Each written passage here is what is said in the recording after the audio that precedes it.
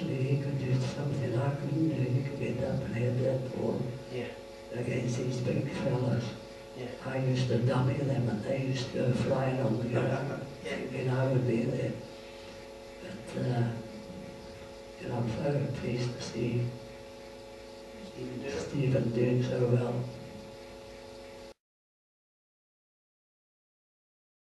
In 1954 we toured Canada and we also played a game in New York. We played Chelsea 3 times and then we went right across Canada to Victoria Island, in the mountains. It was absolutely brilliant. And then we went friendlies to Spain. We played Valencia, Barcelona, Madrid, which was a great thing. But the European Cup wasn't on then. And Rangers held their own against these teams there. Rangers weren't as good as anyone. They bothered. And then in, what was it, 1957, I think, we were across, no, earlier than we were across in Denmark. And there's one story I'll never forget. It was actually Bobby Brown was goalkeeper. That was 1950. And a long ball from the centre of the park came up and Bobby just left it. It was going for a goal kick. But unfortunately it hit a bit of the turf, came in and went into the back of the net. And Willie Woodburn from the halfway line did a 100-yard sprint. And I thought, oh, Bobby, you're in bother. But luckily I think he had cooled down by that time. But there's something Bobby I'll never forget, no will I. And you played with a few there, the legends you had in the row. You're a great friend of Harold Davis. Oh, Harold. If anybody touched me, Harold used to say, wee man, I'll get him. And I bet you did.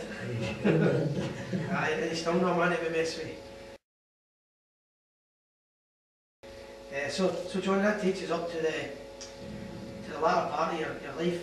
A few years ago you got a great honour. It was always my belief that you should have been a member of the Hall of Fame. And when the phone call came, it was fantastic to see you receive that award. And I think Sandy Jardine called you and you became a member of the Hall of Fame. So how did that feel and how was the ceremony? Well, it was, you know, I've been on the short list for quite a few years, you know, but unfortunately there were people with better records than me. So I was a bit disappointed. So I kept my fingers crossed. And then 1998, I think it was. 2008? Sorry, 2000. Yeah, that's right. Aye, and it was a great honour. And Chick Young was commentating on different things. And he asked me, what was it like scoring a hat-trick against Celtic? I said, well, it was like scoring 20 hat-tricks against anybody else. Your famous thing that everyone calls you, the penalty king. Johnny Hubbard, you tell the people, the Rangers support, how do you take a penalty? You tell us your way. Well, first I'll tell you what's a good penalty and what's a bad penalty. A good penalty is when you score. Yeah. And a bad penalty is when you must. I seem to have been lucky because my run-up, it's not from an angle, big angle, and it's not from straight behind the ball. I've got a slight angle on it. When I come up, I can hit the ball in the same position. It can either go that way to there, to the goalie's left-hand side, or that way to the goalie's right-hand side. Was that a technique that you just naturally had? It was just a natural thing that happened. See, right throughout my football career, when I was at school, I used to take the penalties because I was captain. Then, when I was in the under 16 team, I was only 12 years of age, I used to take the penalties. I got into the senior team when I was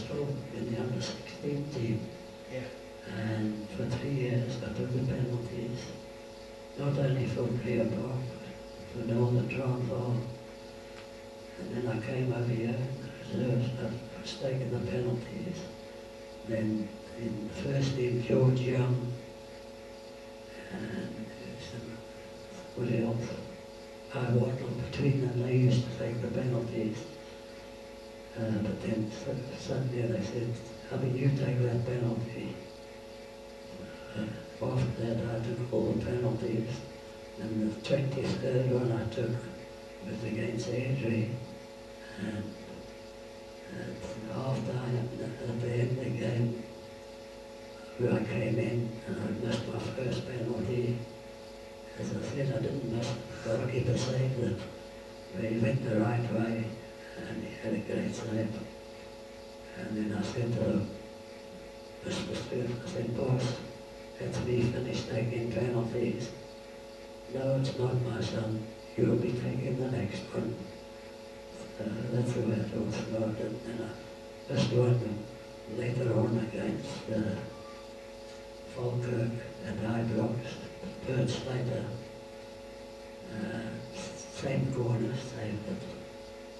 Then, unfortunately, this was in 58, they're going against Brown, Kilmarnock.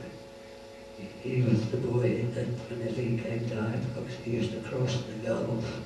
Yeah. And the crowd used to hate that. So anyway, I'd already scored 2 penalties against him in one game. And this time we got the penalty, and I did this terrible thing you never do. And I changed my mind which corner I was going to put it into. Yeah, put it down your head. And I put it to the corner he dived, unfortunately. It was the wrong corner. And then we were on a coaching course at the end of that season, and he was bumming about saving my penalty. I said, Jimmy, into goals. I'll take 10 penalties against you, and I bet you I could, you don't save one. In he went. First one I hit to his right hand side, he dived left. Second one to his right, he dived left. And he kept saying, this week, so-and-so's going to put one this side. And I kept saying, this so-and-so's not going to put one that side. And I put 10 in that corner, and he dived the other way 10 times. And unfortunately he's dead, and I still haven't got my coin. As a fan, as a player, how do you still feel that same passion? Well, I'll tell you, once a Ranger, always a Ranger.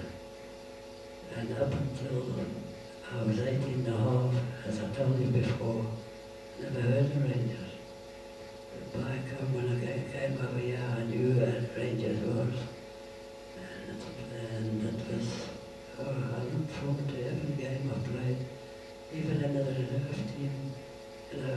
Mr. Struth was nursing me along. At first I thought it wasn't a good idea, but it was in the long run. How do you see the current Rangers team and how they're playing and the manager? Well, I'll tell you, we've got a few exceptional players in the team.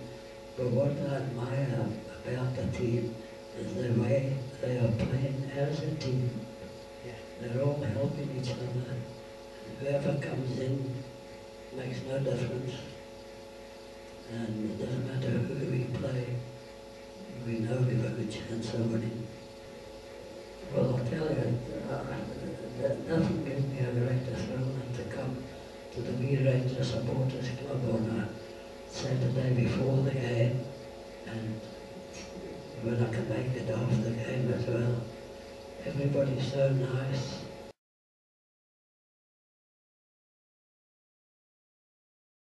Everybody's on that trustworthy, and a nicer fellow you couldn't hope to beat.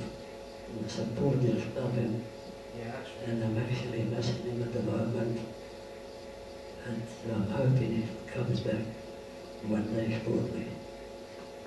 Well, Johnny, that's the interview finished for today. I'd just like to thank you for being here today.